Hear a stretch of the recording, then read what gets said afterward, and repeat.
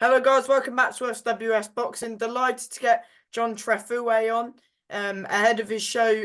Next week it's at the O2 Indigo. It's the big one between tm14 Promotions and Neilson Boxing, and it's a stacked card, isn't it? Top to bottom. And pleasure getting you on as always.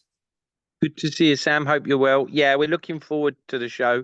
It's been a long time coming, but it's crept up on us before. You know, we got a show this weekend coming up at York Hall, which is a nice little show, but obviously the big main one with all these 50-50s and much more tickets sold. It's been a lot of planning going into it. We've enjoyed working with the Neilsons, and now it's time to beat them and win the belt that's been created for us on the Saturday night. Exactly that. Before we get into the fights itself, explain the sort of point system that you've got. Yeah, so it was a bit of back and forth. We've gone with a point for a win, 2 points for a knockout. So obviously the knockout helps, and we've got double points on title fights. There's 2 fights at the moment that have got 3 belts on the line there across them, and we probably have another one with a belt before we go to fight night. We got about 2 or 3 eliminators on there as well, but they won't be counted as double points. It will be the full title ones. Just adds a bit of spice to those title ones, and obviously every fight's vital. Any knockout adds to the points. So yeah, bragging rights, mate. Bragging rights indeed. Bragging rights. So we'll start off with the card. This isn't in order, but we'll start with Indabassi. He's boxing Ilaz Lacriz. I'm not great with names, but I mean I do try. That's over 6 rounds. And talk about, Inda, of course, he's I wouldn't say he's had a long layoff, but I think he last fought in October, was it? I was going to say about 9 months, Sam, but you always know your stuff. You're always so well prepared. So Khan. that's right. Look, he won the title for the Southern Area on our show against Alfie Winter, and then he went on and defended it against Saqib Khan.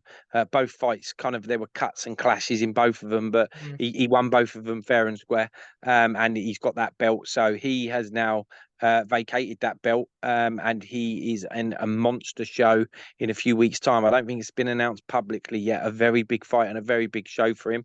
So he needs to be out before that because he hasn't fought for 9 months. Ilias Lilarakostas is how I'm pronouncing it, but I wouldn't know either. We don't know too much about him, Sam, if I'm honest. Obviously, end up with this huge fight coming up. He's not going to go into a monster fight itself 4 or 5 weeks before. But we expect him to bring a load of fans like usual. He's part of the family, comes out to Peacock Gym. He's gone from strength to strength since he's gone there. And he's starting to become quite feared. But I won't share the fight on here because I don't think it's been announced publicly, although everyone in the sport's talking about it. Yeah, because I saw on Moses Atuma's Instagram because he revealed the fight poster. But I'm not sure. It's not on BoxRec, and Frank himself hasn't announced it, so I'm not gonna say it just in case no one else has seen it. What one are you seeing? What name is it? What can I say? Yeah, no. Tell me what you know. If you say it, then that's what you've seen. Yeah, Noakes. Yeah, that's it. Good fight. So it's Sean Noakes, isn't it? That's what I've heard. So, I you think know if it's for a belt, or do you not know yet? I believe so. Yeah, I mean, I'll let Frank do his bits there, but I believe it's a big fight. It's a big fight for both fighters, and that's a proper 50-50. We know Sean, and Sean's a top fella. We know his brother Sam. He's a great guy as well.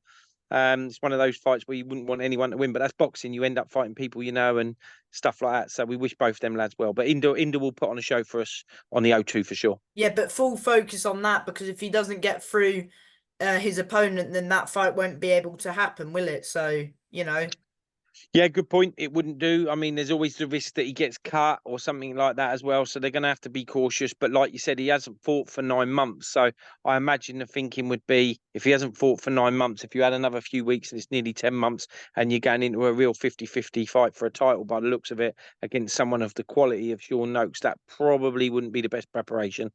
So yeah, he's going to have to be careful there on the night. But we expect him to put on a display and win.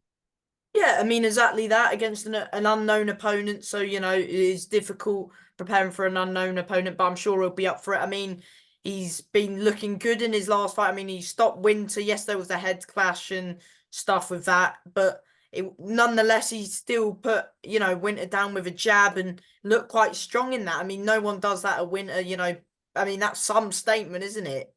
And then that Khan as well, we had nearly got him out of there in the first round as he clipped him in the first 30 seconds. Yeah, they're both great operators. We know them both well. Alfie in particular, we've had Alfie probably 5, 6 times on our shows, if not more. Again, another part of the family. Saqib Khan we'd had a couple of times. They were good challenges, good fights. Showed the level that Inda was at. He won it and then defended it, and now he moves on and gets his big fight. But let's come through this one first on July the 6th. 100%. Another one, Dan Morley and Conor Meanwhile, that's 6 rounds. Of course, Dan's been out for a while. Is Dan, but Conor Meanwhile is representing tm14, I believe. And Yep. yeah, I mean his record doesn't do him justice. I mean I think he's 2-8 or something. But if you see some of the fights he's always up for a good scrap and a good war. So it'll be a very good fight between him and Dan. Yeah, it will be. I don't know either of them too well. I've never had either of them on any of our shows at TM14, and it's the same with the Neilsons. Dan Morley wanted to come on the show, and it was a delight to have Dan on. You know, he's a top talent on there. He's a very popular guy. If you follow him on Instagram, and I'm sure you do, he's got a couple of 100,000 followers, I think. A lot of content on there. He talks well. He's also a very good boxer. You know what I have seen and heard. He So beat we're really, Lewis Isaacs, I think, a few years ago. yeah, he is. He is. From what you can see, he's a very good fighter. So we're delighted to have him on. But Connor will come and have a go, like you say, and he's always in a good scrap. Connor, meanwhile, so he's been out for a little while. Dan. So let's see how that fight pans out on the night. But it should be another good fight. And of course, even though some of these away fighters, they don't always, come to fight. But I mean, this is a big opportunity for them as well to show their skills and, try and steal the position of the the fight. Like Dan, he's unbeaten, and Connor, if Connor wins, it sort of puts him in a similar position where Dan, was looking to go. So could change his career around. 100%. And all these fights are like that. He'll definitely be coming to have a go. As you say, his record probably isn't anywhere near as good as someone like Dan Morley's, but go and beat someone like Dan. And then fights that you'll be taking on will be a lot different. So good scrap. Looking forward to it. Yeah, again, John Robinson, who you've had on your show a few times, I believe, against Patrick Polonsky, who's boxed in the UK a couple of times. And yeah, I believe Polonsky's representing you guys in this one. Yeah, Patrick Polisic, he is, yeah. So we've had him on the show before. I think he fought Lloyd Farrington on our show down in Portsmouth. We may have had him another time, but we definitely had him that one time. Remember, he brought all his family over from Poland with the fight, to be fair, which was very unusual. I say all, there was about 5 or 6 of them, but it was quite nice to see. Very professional, conduct himself well. John Robertson, another great friend of ours and brilliant fighter. That'll be another good fight there. John's looking to go a couple more fights before we start looking to step him up, probably next year. But he's just had a newborn baby last week, so he's really excited about that. Fair play to him, and he wants to get this win, probably have a little rest, and get him back out later in the year if he does win, and then look on for bigger things for him next year. And Finley James is boxing Lucky Benoit. That's 4 rounds. Yeah, I'm not sure who's representing who in that one. Yeah, Finley will fight for us. Finley's part of our team. Obviously, we've had his fights that he's been in so far with us. Really dream to work with him. He's next England captain, trained by Mark Tibbs, so we know he's out of a good gym. He's technically exceptionally good. Quite hard to match. You know, he hasn't knocked anyone out yet in the pro game, but whenever you're picking up the phone to try and match him, people are like, "No, he's too good. He's too good. He's too good." So that tells you how good he is. And we expect Finley to go a long way. Really quiet lad, just goes about his business. You know, doesn't like the limelight. If memory serves me right, we all went to the O2 and did the press conference and went on the O2. I don't think he even came up on the O2. I'm sure I was like, "Where'd he go?" And someone went, "He just went back to work." You know, that tells you he just wants to knuckle down and fight, not so worried about all the sort of like press conferences and that. But a very lovely lad and a very, very, very good boxer. Yeah, and with that Lucky Benoit, he's got a winning record. I mean, I've recently seen he was been boxing on Steve Goodwin shows. He got stopped in his last fight, I believe. But again, he'll be up for it as well. Yeah, it'll be a step up for Finley. I think Lucky Benwell, he's 7-3. I think that opponent has been locked in, to be fair. I've given you that name. There's a couple of names. He was matched, Finley, but the opponent pulled out. And that again tells you when people just change their mind and they don't even pretend there's an injury or you get it, you just, I don't want the fight. That kind of tells you Finley's good. So we're looking forward to having him out and bringing. He sold a load of tickets as he always does. So we're looking forward to seeing all his fans there at the O2. Yeah, and another fight between Sonny Hardy, who's representing you guys, and he's against Carl Sampson over 6 rounds. And yeah, Carl's a bit of he's picked up a few wins on the road, and he's not your typical journeyman who tucks up. He comes for a good fight, and he could, if you're not on your A game, he's a bit of a bogeyman as well. Yeah, Carl Sampson will be a good test for Sonny. I mean, Sonny, he's a young lad. He's an exceptional talent, Sonny. We're proud to be associated with Sonny. Again, comes from a good team. He's trained by Kevin, managed by Kevin Mitchell, that is. So he gets good sparring. He's just been out training with Joe Cordina. Cordina in, where was he, Dubai, I think, or Saudi. I think Saudi, it was yeah. Saudi before the fight. Now, obviously, that didn't go for Joe, but the whole experience didn't go well for Joe. But the whole experience for Sonny going out there and rubbing shoulders with people like Fury, you can't buy that. And you certainly can't buy sparring for like Joker. And to be Joe Cordina's #1 sparring partner, that tells you what Joe obviously thinks of Sonny. To fly him out there is all paid for. You know, those kind of trips don't come cheap. I don't think Turkey Al Sheikh paid for that. So all good there. Sonny's a class act. I expect him to probably get a few different tests there against Carl. Hopefully he gets a stoppage and gets us 2 points. And then it'll be a case where we start looking for Sonny down the line, maybe some bigger things there. You know, there's lots of people around that lightweight or even super featherweight who's got belts. You've obviously got, which we'll come on to in a minute, Weber Canes, your Frank Arnolds, you've got Marley Mason, we've got Jeff Afori, Louis O'Doherty, Aaron Prosper. These are all names now.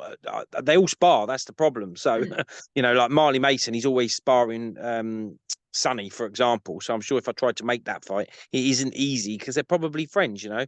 When I know you're not at work yet, you still go to school, but when you go to work, you make mates with people. So whether you're punching each other in training, you're still friends. Sometimes it's quite hard to make them fights, but we expect Sonny to go a long way, and it's all part of the process.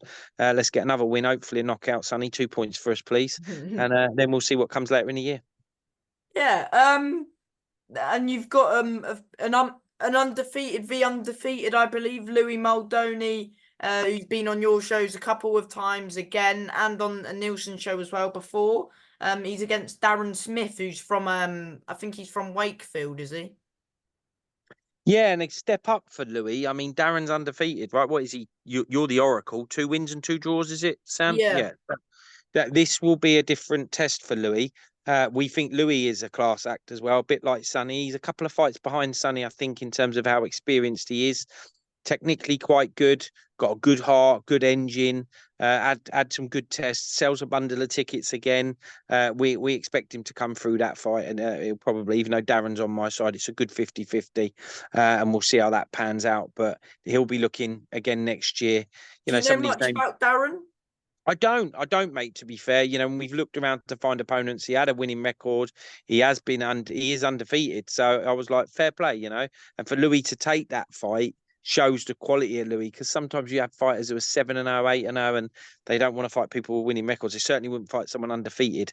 So expect that to be a very good fight, and possibly one people might not predict to be as good as what it is, but I expect that to be very good. Louis sells billions of tickets, as we all know, so the place will be screaming it out, and obviously for all of them at the O2, I mean, tickets. They're all big ticket sellers, so I can't imagine, you know, the running order, because they're all big ticket sellers. Well, yeah, they all are pretty much. You've probably just touched on one of the biggest problems we got with this show, Sam. It's a good problem. It's a good headache, but running order tends to be pretty straightforward. I do it very fairly, where I just say whoever sells the most goes on later. The most goes on last, the least probably first. Doesn't always work out like that. Sometimes we put someone on first because they want to, or, you know, their opponent needs to get away early, or they've got fans coming who've got to get away early, something like that. But you're right. These guys are all used to fighting late. They all know that they're used to fighting 9, 10, half 10, 11 at night. There's a few titles on there. There's a few eliminators on there. And to make it achievable at the O2, we had to get all the big ticket sellers on one show and a lot of them in with each other, Sam. Otherwise, we couldn't finance the show. I'm sure anyone could work out it's not cheap to put on a show, but it's double the amount of money at Exactly. the O2 that it is your call. So we need to eliminate those journeymen as much as we can and not pay for anybody and get as many ticket sellers on there. But hopefully tickets seem to have gone well. And Louis will have contributed that as well as anyone. Yes. A brilliant fight in over 8 rounds between Ollie Edwards and Baz Osawal, is it? Ustigal, I'm going to say. Ostagal. Yeah. Yeah, Again, what a fight that one is. yeah, it is an excellent fight. What's Baz's record? 6-2, is it? Yeah, and he lost to Lidar, didn't he, on the Matchroom show? But that was a good fight. He lost to, can't remember the other fighter. Yeah, good record, good level of beat. When you're getting beat by George Liddard, there is absolute no shame in that because that fella's going to go a long way. He's coming to win. Ollie Edwards, we think what we know of Ollie, he's obviously a Neilson fighter. Have to give him credit. He's a class act. I think is he 10-0 now or 9-0. He's a very good fighter, Ollie Edwards, and that will be a proper scrap. Is it difficult for you, like as a promoter, as you've worked with quite a few of these fighters and they're fighting against each other? Is it hard to, sort of root against a certain fighter as well? Yeah, it really is, Sam. It's a nice question because I know you're quite passionate about the sport. I obviously know you well. On camera, people see us talk, but we speak and text a lot off camera, and you do become attached or friendly with fighters that you work with because you have a passion to see them do well and you want to work with them. And when you put them in together, I remember the Alfie Inda one was very much like that. I just didn't like it. I liked that it made money. I liked that it was for a title. I liked that it was a great fight for the fans. But ultimately, it's a sport, Sam, and it's a professional sport that we come to do. So they have to jump in with each other eventually. And if we get the fights for some of them, then so be it. It's very, very good. But yeah, it can be tough. And you're going to come on to another one or two in a minute where we know them all. And it's like, I don't really want to pick one, but I've got to have one on my side. So will I be cheering for him on the night? Yeah, purely for bragging rights against Mark and Kyle and Jared on Team Neilson. But honestly, as long as they're good fights and as long as the crowd get what they pay for and the fighters are healthy afterwards and safe, that's the best. That's the main thing. And I mean, well, I'm not going to say my prediction on camera as I like to watch both of them fight, but I don't think it's safe to say they both like a bit of a dog fight, a bit of a war. And I mean, I could say this about pretty much all of the fights there. It's a potential show stealer, and we'll get onto a few more in a minute, but that one really will catch fire, in my opinion. Which one? Ollie and Baz? Yes. Yeah, again, some of these fights, I look at it and think, which one's going to be the best one? I'm not just trying to sell a card. 7 or 8 of these fights, I won't be shocked if that's the fight of the night. I won't be shocked if there's a knockout on one that some wouldn't. I wouldn't be surprised who wins it either way, because there are some good scraps on it, and that will be one of them. Yeah, and that's 8 rounds. Is that a title eliminator or no? No, not for 8 rounds. It's not an eliminator, but I know the phone's already ringing for the Neilsons with regards to should Ollie come through that. They might have a big fight for him. But clearly we want Baz to come through himself. So let's see what we can do with Baz if Baz wins. Yeah, exactly. Stefan Vincent v Hamza Butt, that's 4 rounds. Yeah, change of opponent there. A bit disappointing there, if we're honest. It can't be helped, this boxing. Alfie Winter, who again, we've mentioned him a couple of times on this call. That tells you itself how close we are with that team. Was due to fight on that against Hamza, and it was a real 50-50. Alfie sadly did his hand in last week. We know that to be the case, and we know it would be genuine because that's Alfie all over. He's an honest, proper pro. He'll be back. We have some big news, hopefully, for Alfie coming in a couple of months. Would you try and reschedule the Hamza Butt fight if Butt beats Vincent, or can you not, sort of? Yeah, we can try for anything, maybe Hamza fighting Stefan, it will give him another win because we're on paper. I'm not saying in terms of ability, but on paper he's 2-0, and Alfie's had what? 10 fights. 10 fights now. 7-3, is it? No, sorry, 8-2, right? Is Alfie 8-2? No, we lost to Henty and Bassi, but Can't That's the think only of two he's lost. yeah, two, And maybe isn't he? he's 7-2 then. I haven't got it in front of me. You're the oracle. You're meant to know these things, Sam. You normally I'll know it. look it up now. But Right. yeah, I think it's 7-2 or 8-2. But Alfie's a class act. So on paper, Alfie looked a lot more experienced than Hamza. So maybe another fight for Hamza. And then yeah, we've got a couple of other things that are cooking for Alfie as well. That it might not be Hamza next. But let's Yeah, just seven enjoy and this two. fight. 7-2 is it? I thought so. Yeah. Let's just enjoy this fight, Hamza. We've not had him before. Very polite lad to deal with. Very young, got lots of talent. Sells a few tickets again. So he's looking to steal the show just like the rest of them on the O2. Mm-hmm. And yeah, that's a 4-round fight. Should we talk about next up? Should we talk about Aaron? Two fighters again that you know quite well. Is Aaron Prosper v Marley Mason? That's an 8-round fight. That one. No, it's a 10-round fight, and Sorry, that's okay, and it's a Southern Area final eliminator at lightweight. because So Aaron, they both came up short for the Southern Area, haven't they? Before against Louis O'Doherty, and for Aaron, he came up short against Yasser Algaina. that's right, yeah. So Aaron's come down in weight, so he was super lightweight, but the strength and conditionist thinks he might be better at a weight below. So that if he can, that'll be great for him. If he can bring his power down with him, then that makes him a little bit more dangerous. Aaron did get beat at Southern Area level. He certainly didn't get embarrassed. He didn't get a beat down. He just got beat. Fighters out there, mate. Johnny Neilson lost his debut and went on to be the longest serving cruiserweight world champion. So listen, loads of top fighters get beat. So there's no shame in that. And Aaron will have learned from that. Aaron can bang. So I'm expecting him to come and have a go there. And obviously, you know what you get with Marley. Marley's been an ever present in his 5 fights or whatever he's had, other than one that was on top tier. And he's a good fighter, Marley. Everyone loves Marley. All my friends and family who come and watch him, he's always their favourite because he loves a bit of trash talking. He loves to stand in the middle of the ring and fight. He came up short against Louis O'Doherty in one of the best fights I've ever seen, certainly on our shows. Yeah. And the fight before that, or was it the one before? Yeah, he fought Jeff Afori, which was a draw.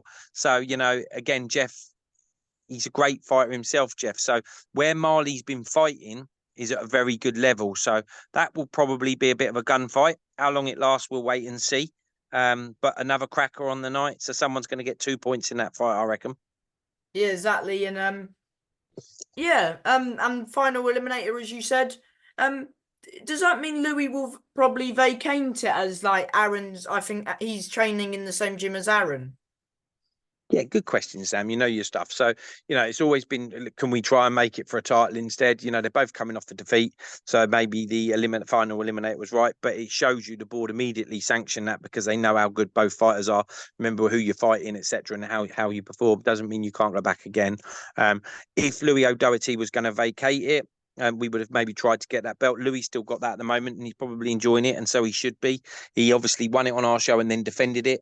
He's having a little bit of a break now, Louis, because he's been quite active. I think, was he 5 or 6 fights now? So probably needs a rest for a little bit. I think his missus is about to give birth any minute as well, so I'm sure he'll be back before we know it, and hopefully we'll be involved, if not maybe on a bigger platform. But he'll be, in my opinion, he's ready to go up maybe to like an English level if they're ready to move him, which means that, yeah, they might give the opportunity to someone like Aaron, bearing in mind they're in the same gym. But yeah, Aaron won't fight Louis because they're in the same gym. That would never happen. Well, never say never. I'm not the manager, but I would be surprised. Yeah, I agree. But again, that's another good one. Now we'll speak about the rematch that's happening. I believe is Lewis their captain, isn't he? Lewis Roberts. Yeah, Lewis is their captain, that's right. And he's boxing Ben Lilly, and it's for the English and the Commonwealth silver, and it's a big rematch as well. I believe the first fight was on a Neilson show in Swindon, and Lewis won the first fight 96-94, sorry. Spot on. You know your stuff. 96-94, that was in Lewis's backyard in Swindon. Ben and his fans, they come from Cambridge, so that's going to take a trek. I haven't put it in the sat nav, but it's got to be 2.5 hours each way, maybe. And if traffic, it could be worse. So I don't know how many people he took with him. Ben, he might have took a lot, but I don't know. But he certainly went into the backyard of the opponent there and had everything up against him. I've had a little look at bits and pieces I have seen on it. It's hard to get some stuff on YouTube on the fight. But to only lose by 2 points tells you how close it was in the away corner. This is a different fight now, yeah? This is in London. It's a neutral ground, or maybe even argue it's a bit closer for Ben. Both have sold a world of tickets. You're right. It is for the Commonwealth silver that Lewis beat our fighter actually and defending it last time out against Jack, Oh, right? Jack. That Jack was a good Hughes. fight. It was a very good fight. And I expect this to go very, very similar. I think Ben will have learned from the first one, but so will Lewis, I'm sure, from maybe what him and his team didn't do as well as they would have liked. But expect this to go very, very close. And we hope Ben comes through that to get the points for us. But Lewis is a class act and a good lad. Again, he's not been on my show, but when we're dealing with them, they're all good people. So we wish them all well. And it's double bragging rights for the fighters as well. And they have 2 belts on the line, and they're 2 good titles as well. Aren't they? Yeah, The English and the Commonwealth silver, and yeah, it's a full English and a Commonwealth silver, and they're not huge fellas. It's a bantamweight, so they're the little lads in terms of size. So sometimes there aren't as many out there. So the winner of that comes through. I know Lewis Roberts and their team there. They'll be already have one eye on some bits, but I can tell you now that both fighters got to come through the fight, and Ben Lilly and his team will probably think the same. That the winner of this goes on to big fights and. Hopefully it'll be with us, but I wouldn't be surprised if it was on big platforms, maybe for British titles and things like that, because who do you that's what think comes next. who do you think wins the Lane Andrew Kane fight? I don't know. It's a good fight. I like the Ashley Lane story. He beat my guy Chris Bork. Chris is our Do you think friend. We've Chris known will be still get if he comes back and gets a win? Do you think he could still get in that mix with them lot and Roberts and Lilly? Do you think he should still be in that mix? Chris. Yeah. Yeah, absolutely. Look, Chris is a class act. He's been around a few years now. He's had all his fights on a Queensbury platform. I think he was in the GB squad, if memory serves me right, in the amateurs. Used to rub shoulders with AJ and that up north. I'm sure he did. But he came unstuck against Ashley. Maybe the weight wasn't right. Maybe he was too small. Don't know. But he lost that fair and square. But Ashley Lane is a typical example there, Sam. What's his record? I ain't got it in front of me. Wasn't it like 10-9 or something mental? And he then went on and won a British title. Yeah.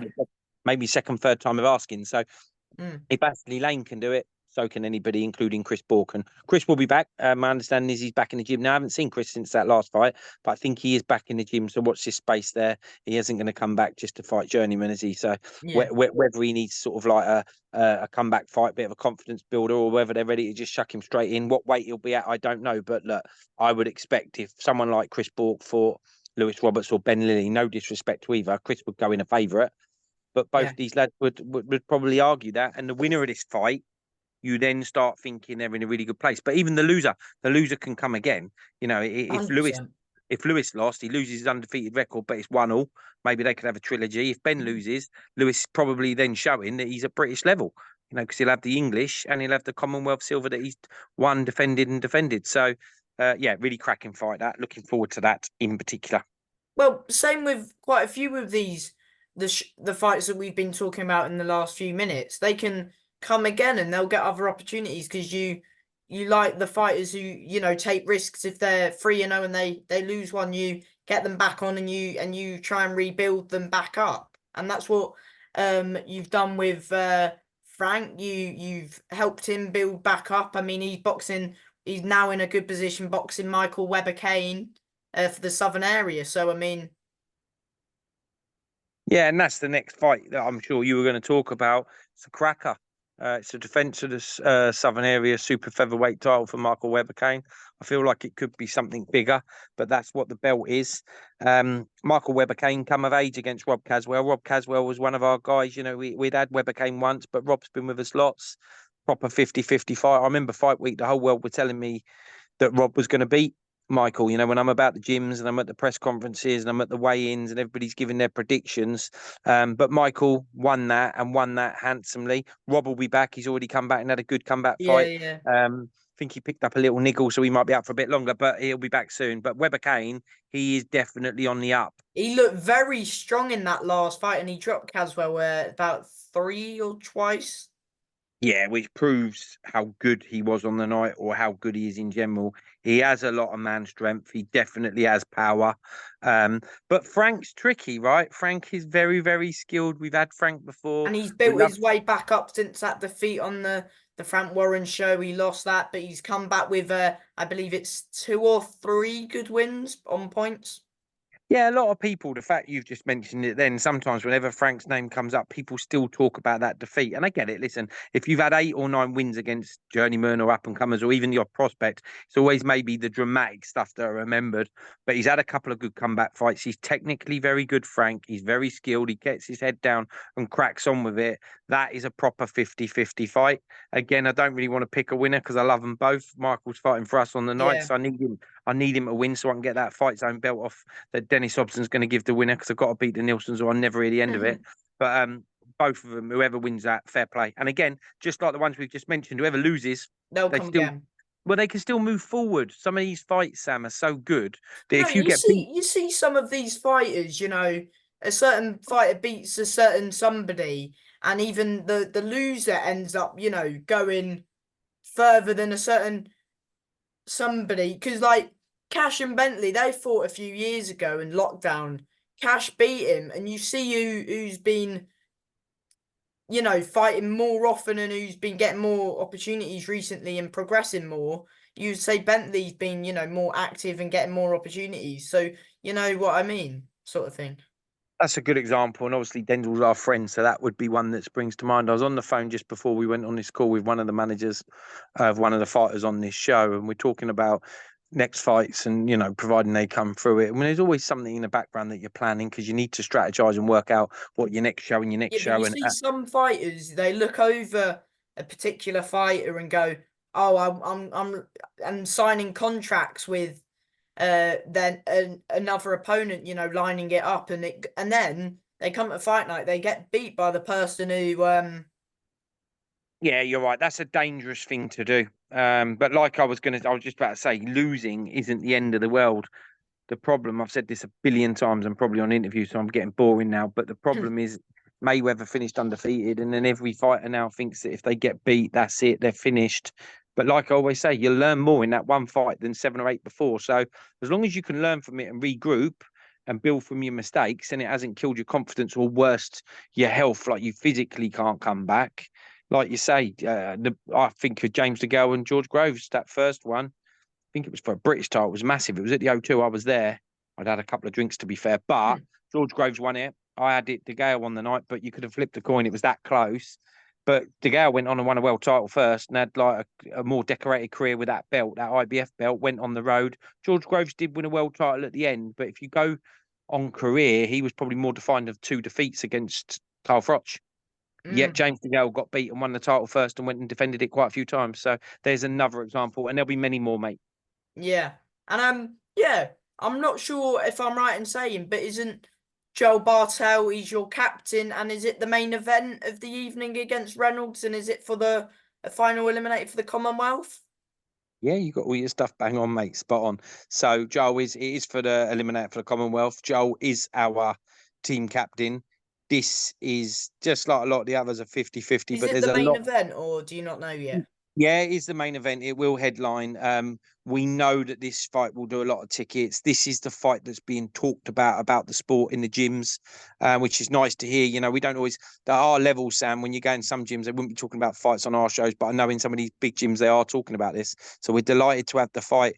It is a 50-50. They've both got similar records. There's a bit of an age gap. I think Jordan's 29, Joel's 21.